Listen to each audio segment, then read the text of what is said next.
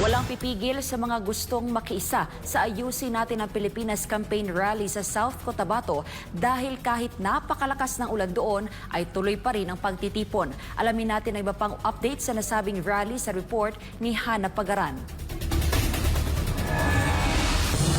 Sa kabila ng pagbuhos ng ulan, hindi natinag ang mga taga-suporta at mga tagapagsulong ng PDP Laban na lumahok sa Ayusin Natin ang Pilipinas campaign rally dito sa Barangay Poblasyon, Polomolok, South Cotabato para ipakita ang kanilang matibay na paniniwala sa mga adhikain ni Senatorial Candidate Pastor Apollo Sicky Buloy at ng iba pang mga kasamahan nito sa PDP Laban.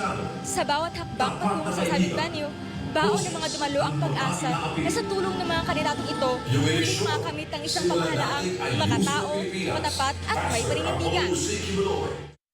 Maaga pa lamang ay nagtipon na ang mga volunteer, mga taga-suporta at pasyal ng The Kingdom of Jesus Christ o KOJC. Dala-dala nila ang kani-kanilang panangga sa ulan habang patungo sa covered court ng Tower Purple College of Southern Philippines Incorporated ang itinakdang venue para sa rally. Ang lugar ay napuno ng mga taong sabik papakinggan ang mensaheng hatid ng mga kandidato ng PDP Laban.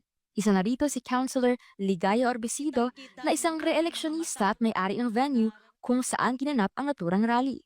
Kitang-kita ng ating mga mata, nararamdaman natin kung ano ang nangyayari sa Pilipinas. Hindi lang para sa SMNI or KOGC, no? Yung tanang pangdaog-daog yun sa mga katawan. So, una ko, I think at this point in time, we need people who are connected with God. Para people who are willing to be directed by someone up there. So ako, personally, I have decided to support Duterte 10 or Duterte 10, no? PDP Laban po. Para, ayusin natin ang Pilipinas. At I would like to appeal to not only to the constituents of Polomolok, please, hindi namin magawa ito. Magtulong-tulong tayo, no? Let us support the PDP Laban, no? And let us support Pastor Apollo Sicky Buloy. Dagdag pa niya, ang personal niyang karanasan sa pagkikinig sa mga mensahe sa SMNI at ang pagbisita sa Covenant Mountain Garden Eden Restored sa Tamayon, Davao City ang lalong nagpatibay ng kanyang paniniwala sa liderato ni Pastor Kibuloy. I just happened to open my TV sets and have that SMNI, the lowest part of our family.